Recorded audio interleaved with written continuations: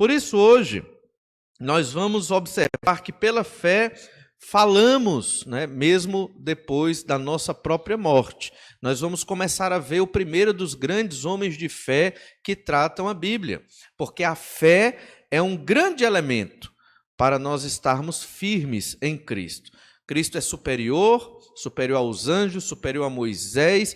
Jesus é a semelhança de Deus, é como o Pai criou o mundo quando o Pai estava criando o mundo, sustenta as coisas como o Pai está sustentando as coisas. Jesus é superior a Josué, Jesus é superior ao sumo sacerdote levítico, o sacrifício de Jesus é superior aos sacrifícios da velha aliança, a nova aliança instituída por Cristo é superior à velha aliança.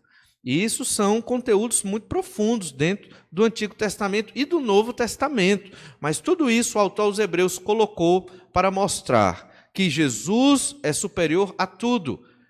E ele queria convencer os seus leitores a não voltar para o judaísmo, que esse era o problema. Eles queriam voltar para o judaísmo, os que receberam essa carta. Por quê? Porque, estando no judaísmo, eles não eram perseguidos e não seriam mortos. Hoje, muitas vezes, a nossa frieza na fé nos faz querer retroceder. Retroceder, muitas vezes, para o mundo de onde nós viemos, para as trevas, para uma cultura anticristã ou não cristã, e o nosso coração nos engana dizendo, talvez seja melhor viver como eu vivia naquela época do que hoje com Cristo. E esse pensamento vem às nossas mentes, e é uma tentação, permeia o nosso entendimento, e nós ficamos meio que enamorados com essa ideia, quando estamos fracos na fé. Que ideia? De deixar a vida cristã. E por vida cristã, eu não estou falando vir só para a igreja. Só vir à igreja não é vida cristã, entenda isso. Vida cristã significa andar com Cristo, viver como Cristo ensinou. Em oração, leitura da Escritura, arrependimento de pecados, busca para agradar a Deus, todos esses são elementos da vida cristã, obviamente sem mencionar o evangelismo, o discipulado, missões e tantas outras atuações que nós devemos ter na nossa vida com Deus. Mas, por causa das dificuldades, tristezas, perdas, sofrimentos, depressões, tantas questões que vêm até nós acabamos deixando de olhar para Jesus, para tentar resolver os nossos problemas, e aí ficamos fracos na fé. E se você está fraco na fé ou quer desenvolver e aumentar a sua fé para poder servir melhor o Senhor, que morreu na cruz pelos seus pecados, você deve seguir o exemplo desses homens de fé. O autor aos Hebreus chegou no momento da epístola, um momento mais prático, onde ele apresenta que um grande elemento, forte elemento, para ficarmos firmes em Cristo, se chama fé. Se eu não tiver fé, como eu vou acreditar que Jesus é superior a tudo na minha vida? Entendem isso? Se eu não tiver fé, como eu vou crer que Jesus é melhor do que o meu trabalho, é melhor do que os títulos, é melhor do que o lazer, é melhor do que tudo o que esse mundo possa vir a oferecer, lícito ou ilícito? Jesus é superior a tudo. Então, viver para Cristo deve ser e é algo maravilhoso, é vida abundante. Então, pela fé, nós podemos falar, mesmo depois da morte. E a ideia aqui é apontando para o primeiro destes heróis da fé, que nós observamos em Hebreus capítulo 11. Vamos falar um pouco sobre a vida de Abel. Olhe, Hebreus capítulo 11, nós observamos do verso 1 ao 3, e hoje focaremos somente na vida de Abel.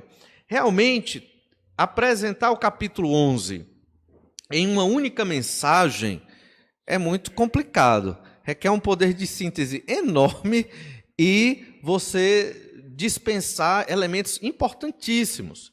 Entendo eu que quando o autor dessa epístola escreveu o capítulo 11, ele escreveu para judeus convertidos ao Senhor Jesus Cristo, que tinham essas histórias memorizadas na sua mente. Muitas das histórias que vamos ler aqui nós até sabemos, mas a ideia é perceber as implicações do que fizeram estes homens serem homens destacados por sua fé. e aprendermos a ter fé como eles tiveram. Porque esse é o segredo de uma vida firme com o Senhor. Este é o segredo de, no meio das adversidades e frustrações da vida, permanecermos firmes com Cristo para a glória de Deus. Se não vivemos pela fé, a nossa religião ela fica meio sem sentido. Nossa vida com Cristo fica meio que vazia. E quando vierem as adversidades, vamos buscar solução em outras coisas que não em Jesus. Olha Hebreus, capítulo 11, verso 4.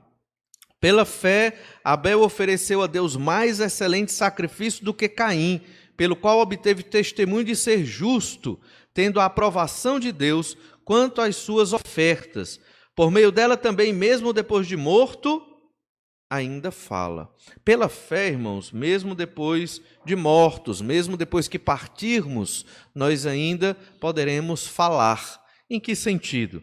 Nós queremos ver na vida de Abel 3 elementos da história de Abel que nos ajudarão a viver pela fé. Enquanto você estiver ouvindo isso, essa explanação desse versículo e do texto da Escritura, você deve estar fazendo a seguinte pergunta constantemente na sua vida, na sua mente agora.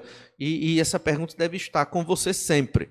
A pergunta é, se você vive pela fé, eu vivo pela fé, como Abel viveu pela fé? Essa é a pergunta que nós devemos fazer para cada um destas personagens que nós vamos estudar dentro de Hebreus capítulo 11. É difícil pregar o capítulo todo, seria o ideal, né? Mas eu acho que o tempo não nos permite. Mas ainda assim nós poderíamos ver um bloco. E esse bloco seria observar a vida de Abel, Enoque e Noé, que são estes homens de fé antes do período do dilúvio. Nós temos uma estrutura aqui de homens de fé antes do dilúvio, depois do dilúvio, os patriarcas, Moisés e os profetas. É a divisão da Bíblia hebraica. O autor usou essa divisão aqui, de modo muito didático, para mostrar que é possível viver pela fé. Se você acha difícil, né, a sua vida, o que você está enfrentando, e é difícil ser um cristão no meio de tantas crises e dificuldades, olha a vida desses homens. Essa é a proposta desse capítulo. Olha a vida desses homens, como eles viveram pela fé. Da mesma forma, nós somos desafiados a viver pela fé. Então, Hebreus 11, verso 4, nos trata da história de Abel. 3 elementos nós observamos aqui no versículo 4, que são os 3 elementos que nós observaremos hoje. E adiantando, o primeiro é o sacrifício, a adoração, elemento fundamental na história de Abel. Segundo elemento, a aprovação de Deus. Deus aprovou o sacrifício. Terceiro elemento, o bom testemunho. Quando diz que o sangue de Abel fala, mesmo depois de morto, ele ainda fala, significa que o testemunho de Abel foi excelente e importante para a vida de muitos crentes do Antigo Testamento e, obviamente, do Novo Testamento. Então, observamos também, e isso aqui é importante, que domingo passado falamos da fé como algo que acontece no meio da incerteza. Nossa vida é cheia de incertezas. Nós não temos respostas para tudo. E isso nos causa uma grande ansiedade. Isso gera em nós sentimentos ruins, pensamentos ruins, insegurança e uma série de outras questões. Porque vivemos no meio da incerteza. Nós não sabemos o que vai acontecer amanhã. Não sabemos. Não sabemos como será no trabalho. Não sabemos como será no estudo. Não sabemos o que vai acontecer. Talvez nós colocamos na nossa mente que tudo vai dar bem. A ideia da confissão positiva é isso. Não, vai tudo dar certo. Vai tudo dar bem. Vai tudo ser legal. Tudo vai acontecer do jeito que eu planejei. O problema disso é que quando não acontece, nós desmontamos ou desmoronamos. Viver pela fé é diferente dessa ideia de uma confissão positiva. Viver pela fé é crer que o Senhor está no controle de tudo e que tudo que acontece é pela vontade de Deus e nós nos submetemos à vontade do Senhor nosso Deus. Então, vamos observar sobre o sacrifício, sobre a aprovação de Deus e sobre o bom testemunho de Abel. O primeiro elemento é esse: pela fé oferecemos sacrifícios a Deus. Você entende que você deve oferecer sacrifícios a Deus, você deve ofertar a Deus sua vida. Vamos ver ainda em Hebreus que você deve ofertar a Deus sacrifícios de louvor e de adoração. Você deve ofertar a Deus sua juventude, sua sabedoria, sua força. Tudo que você é uma oferta ao Senhor. No Antigo Testamento, essas ofertas, elas se materializavam a partir de elementos, como um cordeiro, como um vegetal, um animal que você ofertava a Deus como adoração ao Senhor. Vivemos na nova aliança. A nova aliança em Cristo, você não oferta um cordeiro, você não oferta um vegetal, você oferta o quê? Você.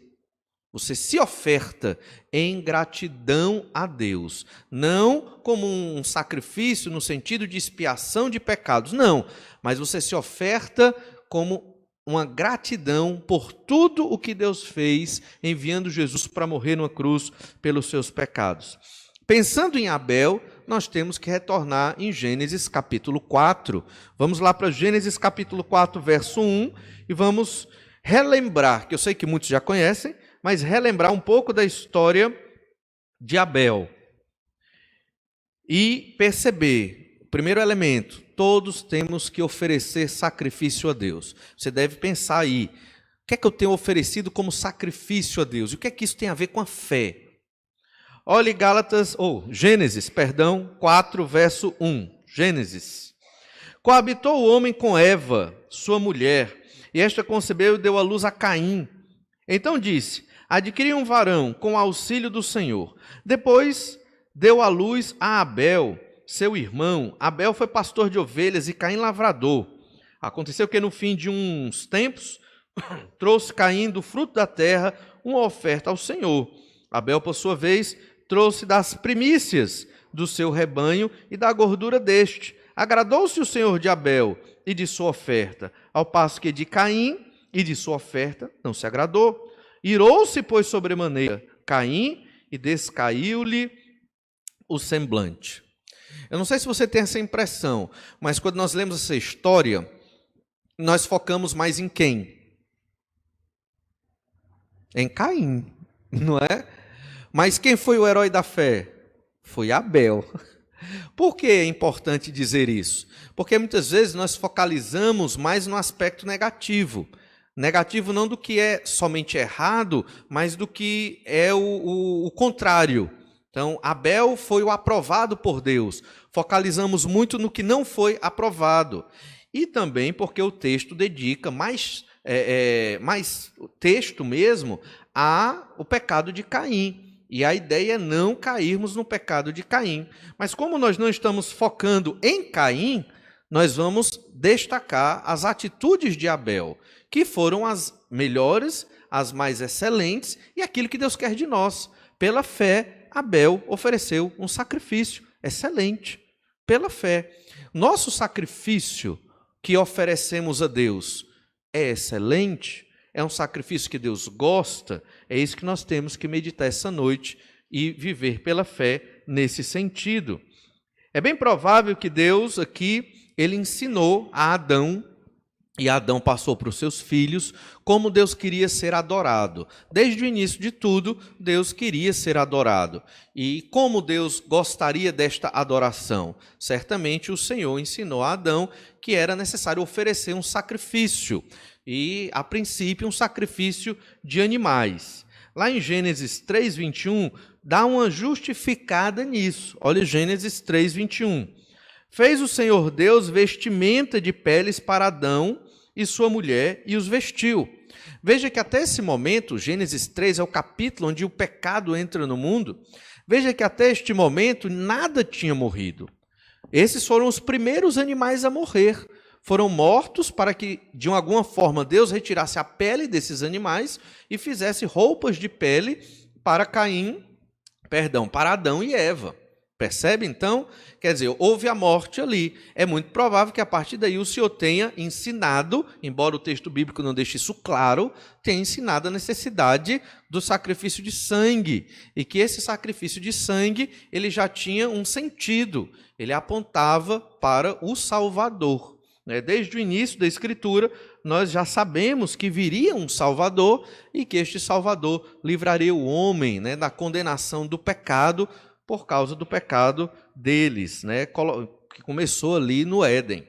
Olhe, Hebreus capítulo 7, versículo 27, ainda em Hebreus capítulo 7, verso 27, nós observamos muitos elementos importantes aqui sobre o sacrifício. Hebreus 7, 27. É um tema muito debatido e apresentado na Epístola aos Hebreus. Diz assim, Hebreus 7, 27, que não tem necessidade, como os sumos sacerdotes, de oferecer todos os dias sacrifícios, primeiro por seus próprios pecados, depois pelos do povo, porque fez isso uma vez por todas, quando a si mesmo se ofereceu. Então, Jesus é um sacrifício superior aos sacrifícios do Antigo Testamento. Enquanto o Messias, o Salvador, não tinha vindo, todos os sacrifícios do Antigo Testamento, eles tinham um propósito, mostrar que o Salvador, o Messias, viria sacrificar-se pelos pecados dos homens, e que o sangue dele seria a forma de expiar, de dar perdão aos pecadores. Esse sacrifício aqui, que foi ofertado também, era entendido dessa forma, aqui no capítulo 4 de Gênesis. Ainda em Hebreus 9, verso 12, olha, Hebreus 9, verso 12, nós já vimos esses textos, mas é importante recapitular, diz assim, não por meio de sangue de bodes e de bezerros, mas pelo seu próprio sangue, entrou no Santo dos Santos, uma vez por todas, tendo obtido eterna redenção. Então, não é pelo sangue de um animal que se obtém a salvação no Antigo Testamento, é pela fé no sacrifício do Salvador, do Messias. Esses animais que eram sacrificados, eles eram uma espécie de símbolo, um tipo de pregação materializada que apontava a salvação através do sangue do Filho de Deus que viria a morrer pelos pecadores. Ainda olha Hebreus capítulo 10, verso 10. Hebreus 10, 10. Veja bem. Nessa vontade é que temos sido santificados, mediante a oferta do corpo de Jesus Cristo, uma vez por todas. No Antigo Testamento houveram vários sacrifícios de vários cordeiros, eram muitos sacrifícios, era de manhã, era de tarde, o sumo sacerdote e os sacerdotes, eles saíam com a sua túnica branca tingida de vermelho, de tanto sangue daqueles animais que batia neles. Qual o objetivo disso? Mostrar que sem derramamento de sangue não há remissão de pecados, mas que aqueles animais, o sangue deles não era suficiente. Aqueles sacrifícios eram representativos, ilustrativos do verdadeiro sacrifício que seria efetuado pelo Senhor Jesus Cristo. Então, quando Abel estava oferecendo aquele sacrifício, ele entendia que aquele cordeiro apresentava o descendente, representava, era um símbolo do descendente que viria esmagar a cabeça da serpente. Essa foi a primeira revelação de salvação no Antigo Testamento. Gênesis, capítulo 3, verso 15. Olhe lá, Gênesis 3, 15. Diz assim, voltando para Gênesis, capítulo 3, verso 15. Deus dizendo, porém inimizade entre ti e a mulher, entre a tua descendência e o seu descendente. Este te ferirá a cabeça e tu lhe ferirás o calcanhar. É um versículo um pouco mais difícil, porque não temos, na época não se tinha todas as informações que temos hoje, mas Deus aqui estava falando com a serpente. E falando com a serpente, ele apresenta este descendente, este homem que nasceria de uma mulher e que esmagaria a cabeça da serpente. A serpente é Satanás. Quem teria condição de enfrentar o maligno que preparou todo o ambiente de pecado, tentou Adão e Eva e, obviamente, ficou muito feliz com a queda do homem? Somente Jesus Cristo, o Senhor. Então, a partir desse versículo Quem cresce neste descendente aqui, ele seria salvo, baseado no sacrifício deste descendente que viria no futuro. Esse versículo, ele não apresenta tudo sobre o descendente. Obviamente, mas foi acrescentado dentro da revelação, e aqueles primeiros convertidos, eles compreendiam que este homem não era um homem comum, era Deus também, e que ele viria libertá-los da condenação do pecado. Não sabiam tudo, como seria, de onde viria esse homem, quando viria. Mas o fato é que o nome de Caim, ele representa isso. O nome de Caim, o primogênito, o primeiro filho de Adão e Eva, traz a ideia de que o descendente seria Caim. Ele já estava na expectativa de que isso logo aconteceria, mas não foi o que aconteceu. Caim, na verdade, ele não teve muita semelhança com o que Deus queria para a vida dele. Então, Caim e Abel foram adorar a Deus. Caim e Abel foram oferecer sacrifícios a Deus. Apesar de Jesus ser o sacrifício perfeito oferecido pelos nossos pecados, lembre-se disso, nós também devemos oferecer sacrifício a Deus hoje. Só que o nosso sacrifício é diferente do sacrifício de Abel. Abel, ele oferecia um sacrifício que apontava para o Salvador. O nosso sacrifício é diferente. E nós temos alguns versículos na Bíblia que apontam esse tipo de sacrifício. Olhe Hebreus capítulo 13, verso 15. Hebreus 13, verso 15.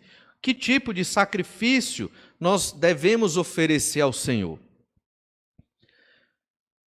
Por meio de Jesus, pois, ofereçamos a Deus sempre sacrifício de louvor, que é o fruto de lábios que confessam o seu nome. Isso é um sacrifício que nós oferecemos a Deus, sacrifícios de louvor, sacrifício de adoração, fruto de lábios, sacrifícios que partem da nossa boca em adoração a Deus. Pessoas que confessam Jesus como seu Senhor. Queremos Jesus como nosso Salvador, e não é errado isso, óbvio. Mas temos que ter Jesus como Senhor das nossas vidas. Confessamos Jesus como Senhor com a nossa boca quando pregamos o Evangelho, quando testemunhamos do que Jesus está fazendo na nossa vida. Ah, pastor, eu não vejo Jesus fazendo nada na minha vida. Então algo está errado. Porque o Senhor, Ele há de completar a boa obra que começou em nós. Está lá em Filipenses capítulo 1. E por que isso não está acontecendo?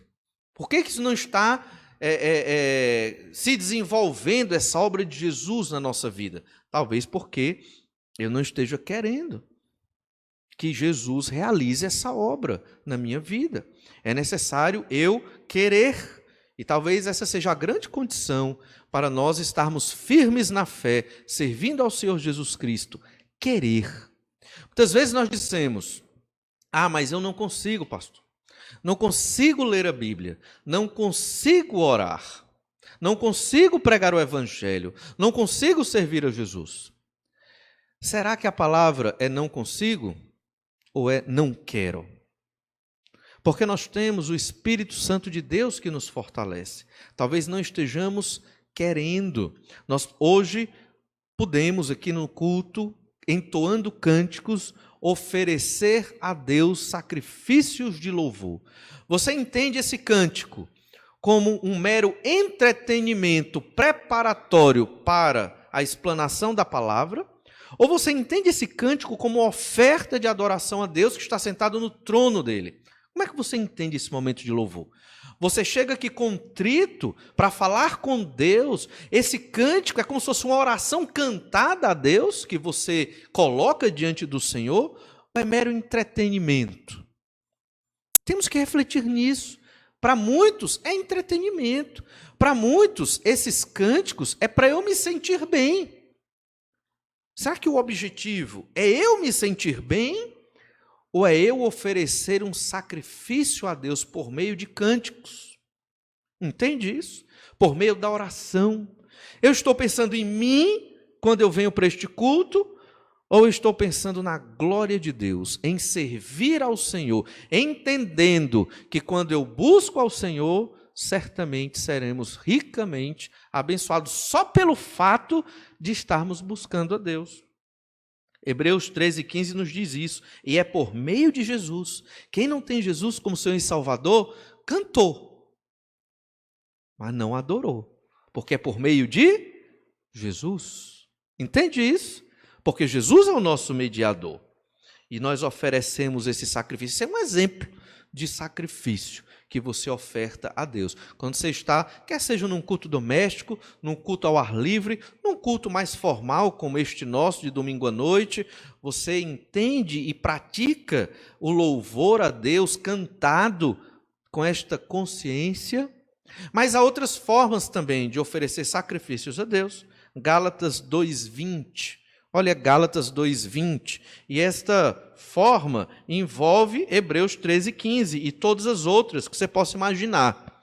Gálatas 2:20 diz assim: logo, já não sou eu quem vive, mas Cristo vive em mim.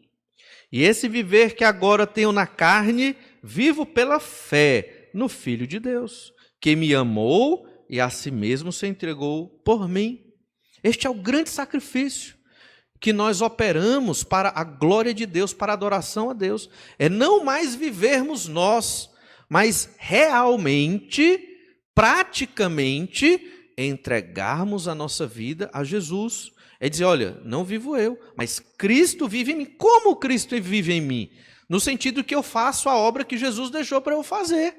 No sentido que eu tento refletir nas minhas limitações quem Jesus é.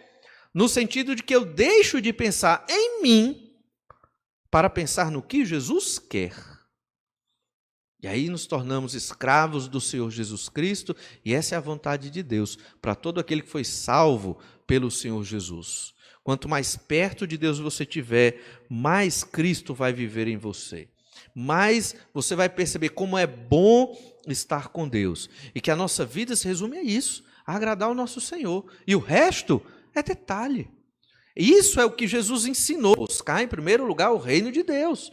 E o resto vai ser acrescentado. O Senhor vai resolver o resto. O Senhor vai cuidar do resto. Foque em ser como o Senhor Jesus Cristo. Este é o grande sacrifício. Perceba, estamos estudando sobre fé. A fé, ela se materializa. Você dizer que vive pela fé, mas na prática não ter obras que reflitam esta fé, significa que o seu entendimento do que é fé e do que é vida com Deus está distorcido. E você tem que ajeitar isso. Quem vive pela fé expressa na prática, vive esta fé constantemente. Um elemento aqui apontado pela vida de Abel é oferecer sacrifício a Deus. Abel ofereceu um sacrifício a Deus. Deus recebeu este sacrifício. Deus gostou deste sacrifício. E aí vem o segundo elemento da história de Abel. Pela fé, somos aprovados em nossas ofertas. Abel foi aprovado na sua oferta. Será que estamos sendo aprovados nas nossas ofertas? E aqui é importante pensar nisso. Vamos ler Hebreus 11:4 de novo. Hebreus 11:4. Pela fé, Abel ofereceu a Deus mais excelente sacrifício. Aqui é um sacrifício maior. A ideia de um sacrifício melhor do que Caim. Houve uma comparação aqui, né? Pelo qual obteve testemunho de ser justo. Então isso mostrou que ele era um crente. Tendo a aprovação de Deus, um mais excelente sacrifício, e ele foi aprovado por Deus. Ou seja, Deus gostou.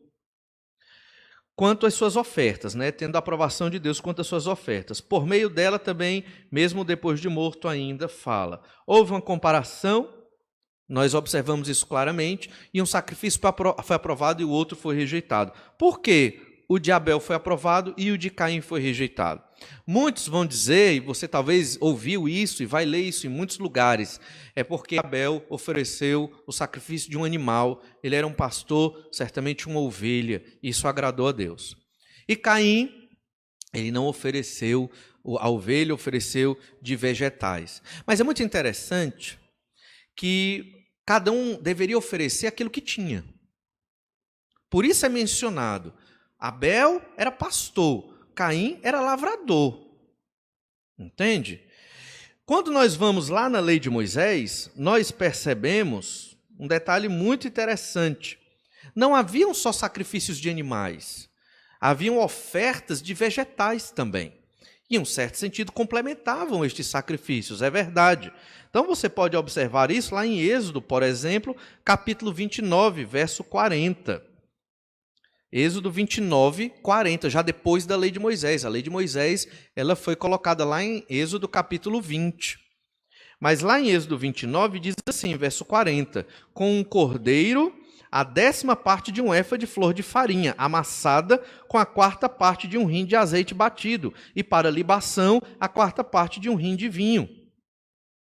No português seria né? Porque o H é mudo, mas porque no hebraico é rim. Então acaba que a gente lê rim. Mas a ideia aqui é que havia um vegetal junto com a oferta.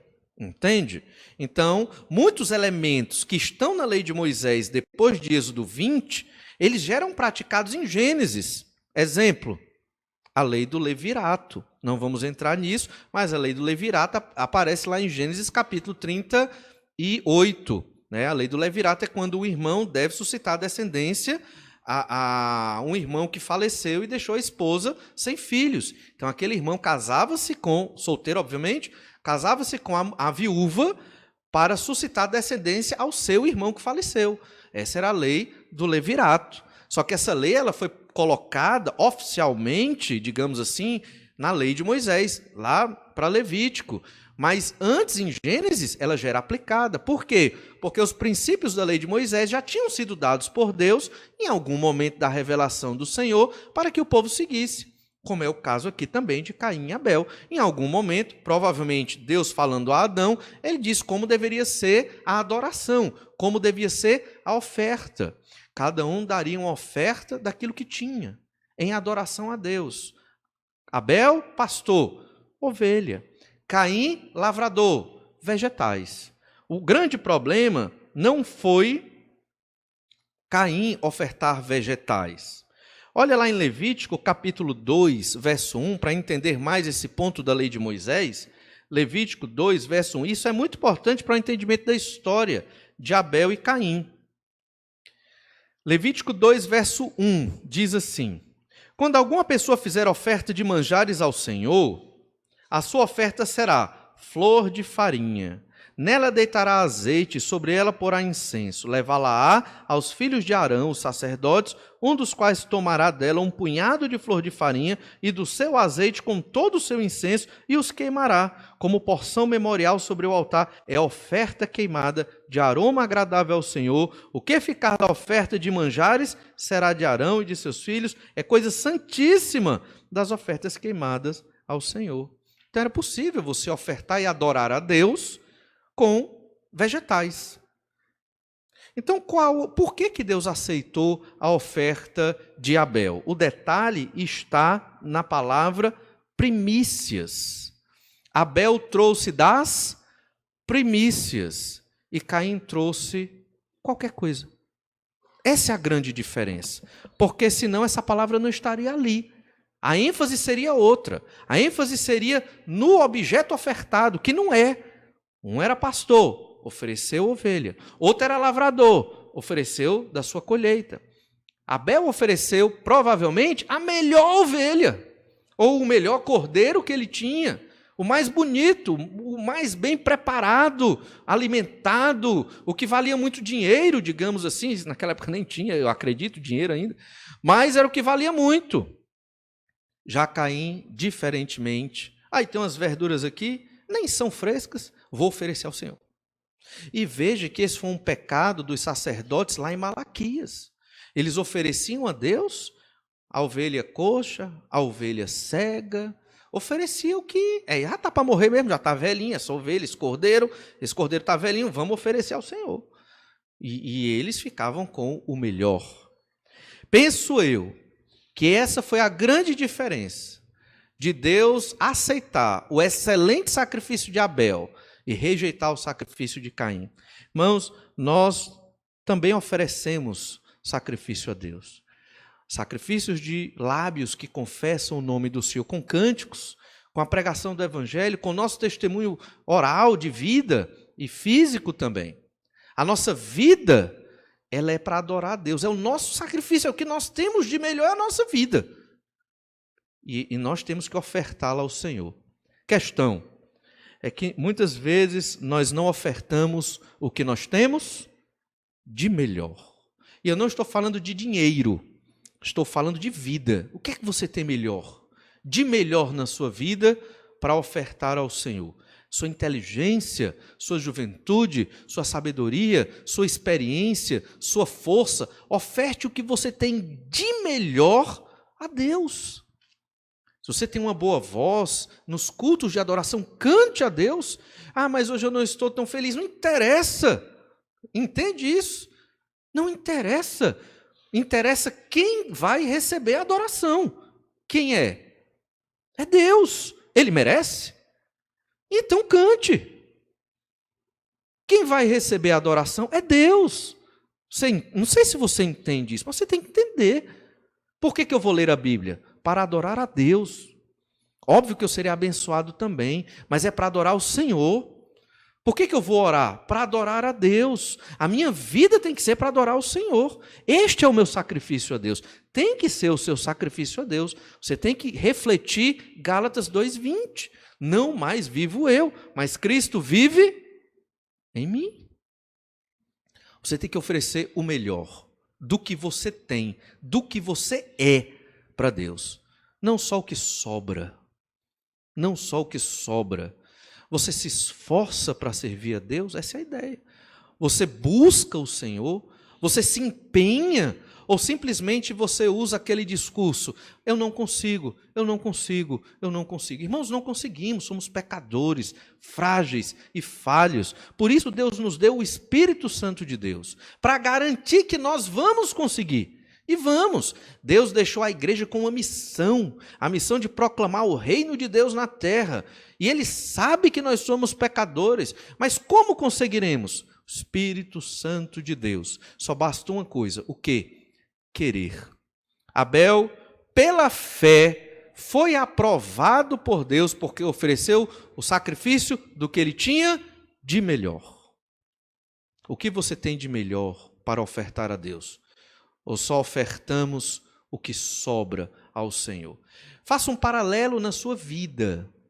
Quanto tempo você dedica às coisas desta realidade, desse mundo? Eu sei que às vezes até um paralelo é injusto, porque temos que trabalhar 8 horas por dia, e não dá para ofertar para a igreja 8 horas por dia. Eu entendo isso, já estamos em desvantagem nesse sentido, não é verdade? Não temos como ofertar 8 horas da nossa vida todo dia para Deus, não dá, é impraticável. Mas você se esforça e tenta ofertar horas e tempo da sua vida para Deus, entende? Temos que oferecer das primícias. As primícias é o primeiro fruto. Nós observamos isso lá em Êxodo, capítulo 23, verso 19. Eu vou ler rapidinho. Diz assim: as primícias dos frutos da tua terra trarás à casa do Senhor teu Deus. Não cozerás o cabrito no leite da sua própria mãe. A segunda parte a gente não vai observar hoje, mas só a primeira parte do versículo. As primícias dos frutos da tua terra trarás à casa do Senhor. Isso era uma oferta a Deus. Era uma oferta ao Senhor. Olha, e tinha que ser das primícias, os primeiros frutos, os melhores frutos. Êxodo 34, 22. Também guardarás a festa das semanas, que é a das primícias da cega do trigo, e a festa da colheita no fim de ano. Então, as primícias da cega do trigo, você vai ofertar ao Senhor. O primeiro não é para você, o primeiro é para o Senhor. Deuteronômio 26, 10. Eis que agora trago as primícias dos frutos da terra que tu, ó Senhor, me deste. Então as porás perante o Senhor teu Deus e te prostrarás perante Ele. Dava o primeiro do fruto que Deus deu, trazendo para a nossa realidade, pensando no exemplo de Abel, que ofereceu o melhor que ele tinha. Nós temos que oferecer o melhor do que nós somos, do que nós temos para a honra e glória de Deus. Às vezes prestamos serviços maravilhosos para a sociedade. Isso é bom, é para a glória de Deus também. E para o Senhor nosso Deus? Prestamos um serviço excelente. Todos nós aqui temos coisas, irmãos, para ofertar ao Senhor do que nós somos. Todos nós temos. Talvez você não está enxergando ou não queira enxergar, mas você tem. E você tem que ofertar uma coisa que custe. Não estou falando de dinheiro, estou falando que custe algo. que seja um esforço, que não é a sobra, mas que é algo valioso para você, como, por exemplo, tempo, como, por exemplo, descanso, tempo de descanso, muitas vezes até tempo de lazer, podemos ofertar a Deus. Por quê? Porque o Senhor é digno.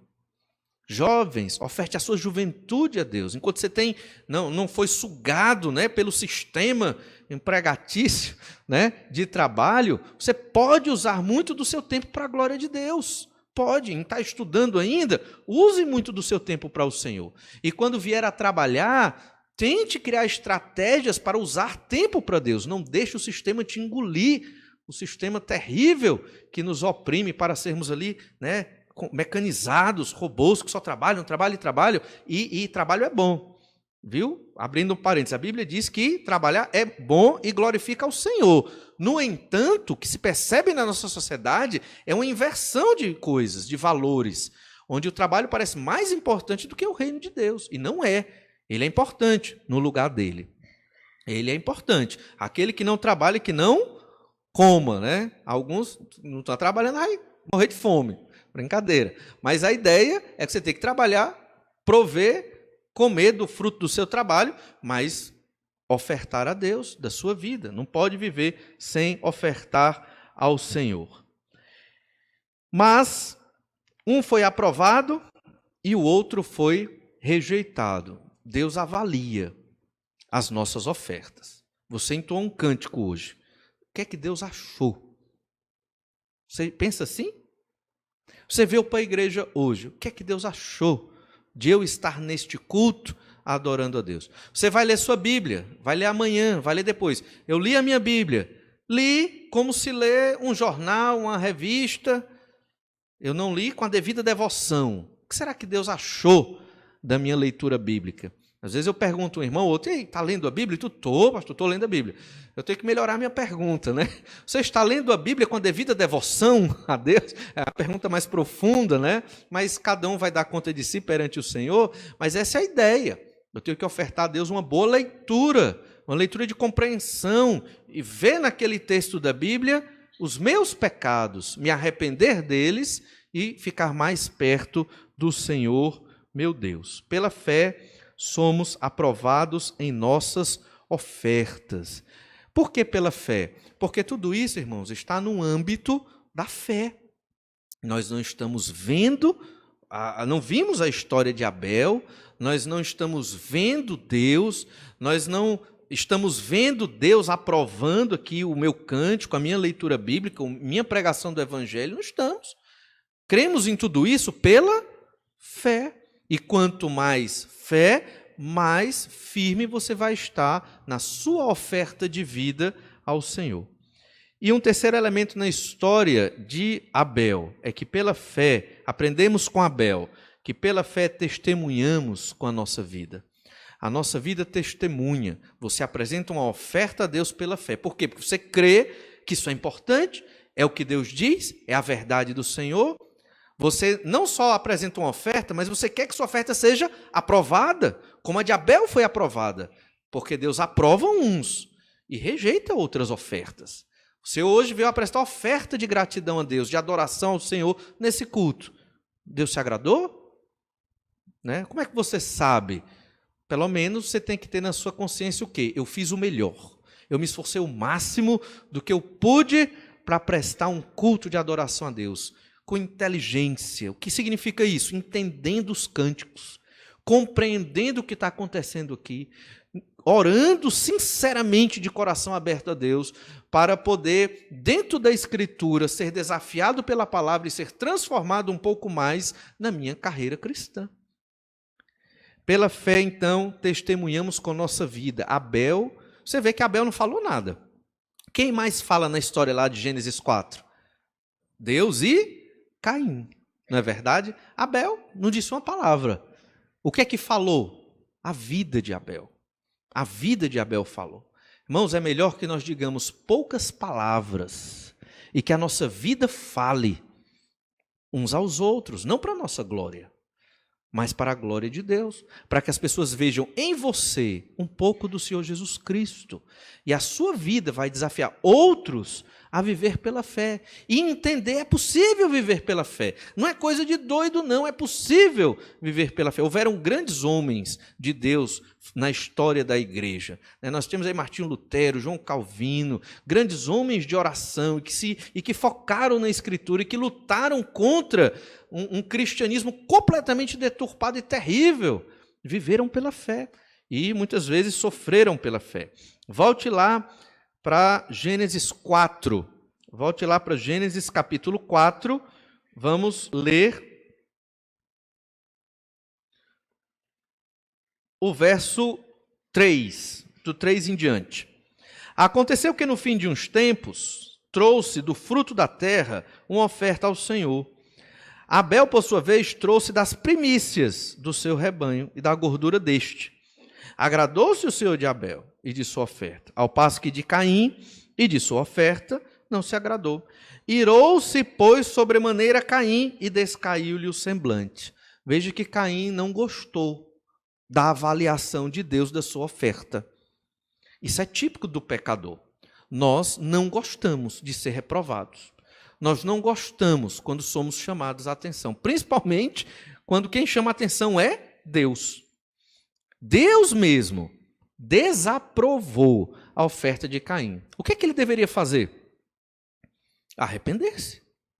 Senhor, me perdoa. Realmente eu errei. Agora eu vou te ofertar a melhor verdura, o melhor fruto, o melhor cacho de uva que eu tiver aqui. Vou oferecer ao Senhor, me perdoe, eu vou acertar. Mas ele não fez isso.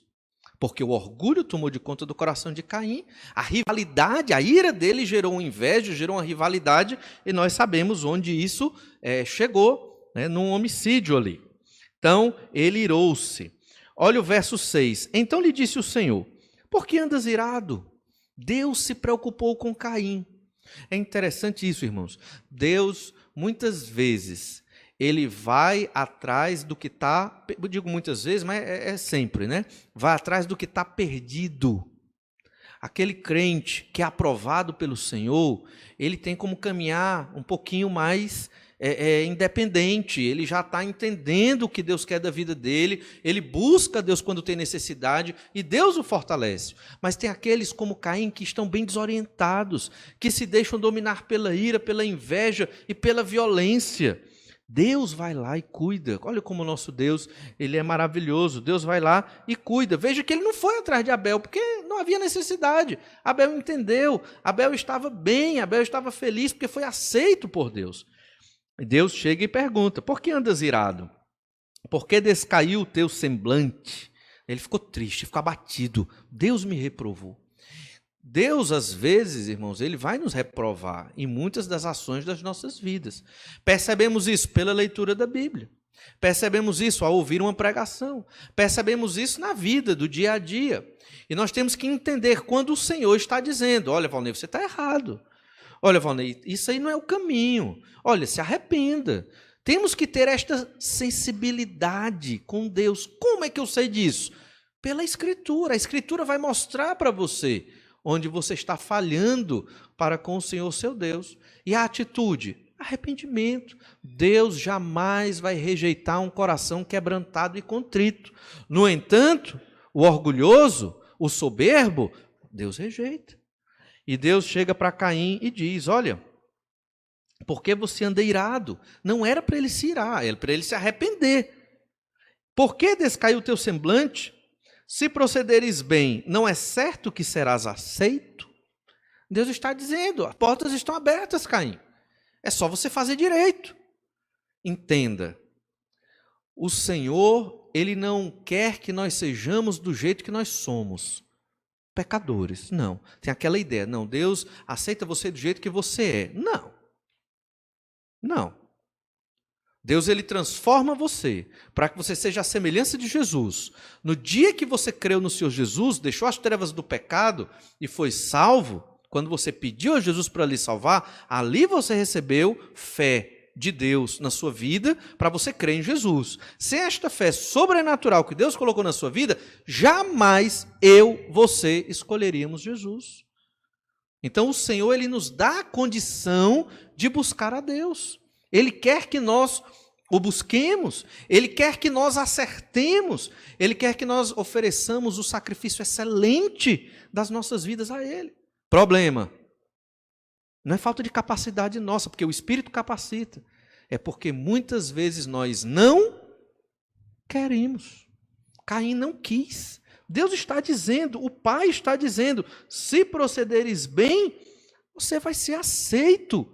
É só se arrepender, é só buscar o Senhor, você será aceito. Se todavia, continuando o verso 7, procederes mal, eis que o pecado jaz à porta. Se você procede mal, se você aceita o pecado, e o sacrifício de Caim foi um pecado, porque ele não ofereceu o melhor que ele tinha a Deus, o seu pecado está na sua frente. O que é que vai acontecer? Ele vai te destruir, o seu desejo será contra ti. Esse desejo de pecado vai ser o seu inimigo. O pecado ele nos destrói, ele acaba conosco. Cumpre a ti dominá-lo. Mas o homem sem Deus consegue dominar o pecado? Não consegue.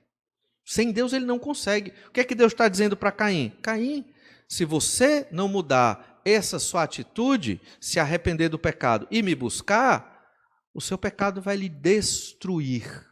E é o que muitas vezes alguns crentes fazem quando ficam frios na fé.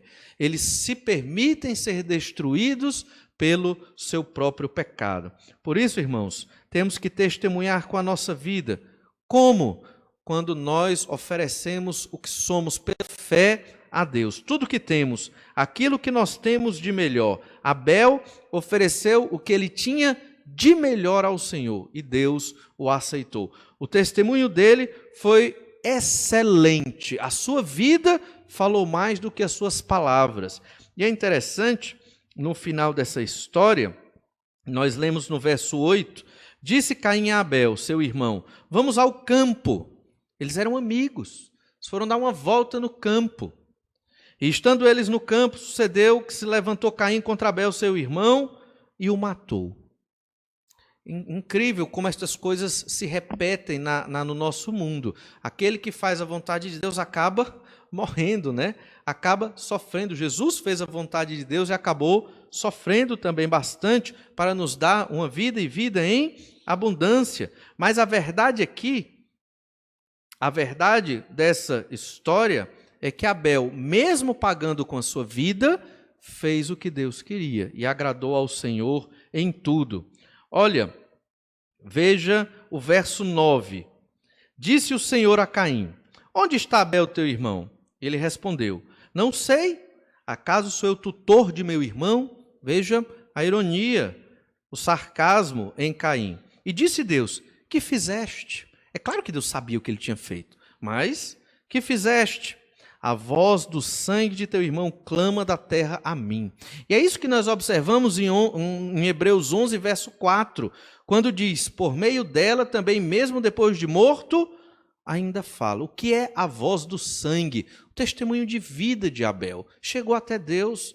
Obviamente Deus sabia que Abel tinha sido morto. E ele era um servo excelente e Deus se preocupou com a vida dele. Abel foi um homem muito importante no Antigo Testamento pelo seu testemunho. Lá em Mateus 23, verso 35, nós lemos, para que sobre vós recaia todo o sangue justo derramado sobre a terra, desde o sangue do justo Abel até o sangue de Zacarias, filho de Baraquias, a quem matastes entre o santuário e o altar. E aqui era a imprecação, a maldição que estava sendo colocada sobre o povo judeu que matava os grandes homens de Deus. Primeiro, o grande homem de Deus da Bíblia, Abel. Porque com o seu testemunho ele foi justo diante do Senhor nosso Deus. Por fim, detalhe muito importante de Hebreus 11, verso 4. Por meio dela, no meio do versículo, diz assim, por meio dela, também mesmo depois de morto ainda fala. Dela quem? Da fé. Por meio da fé. É pela fé no Senhor Jesus Cristo, pela fé que temos no Senhor, é que nós conseguiremos ter um testemunho que agrada a Deus. E mesmo quando partirmos desta realidade terrena e estivermos com Deus, o nosso testemunho ainda pode ecoar na vida de muitas pessoas. Veja, pela fé podemos oferecer sacrifício a Deus. Nossa vida, Pela fé, somos aprovados nessas ofertas. Nossa oferta, Deus é avaliada e ela tem que ser aprovada por Deus. E você tem que ter isso na sua mente. E pela fé, devemos testemunhar com a nossa vida. Abel foi um homem de fé, um justo, crente no Senhor. Não somente porque ele ofereceu um animal a Deus, mas porque ele ofereceu o que tinha de melhor ao Senhor. Deus o aprovou e o seu testemunho de vida falou mais do que as suas palavras. Da mesma forma, temos que viver assim hoje. Talvez falar menos, fazer mais para a honra e a glória de Deus e entregar a nossa vida ao Senhor verdadeiramente, para que a nossa vida glorifique a Deus, por onde quer que nós estejamos indo. Essa é a lição que nós aprendemos com o justo Abel. Vamos orar e pedir que o Senhor nos abençoe assim.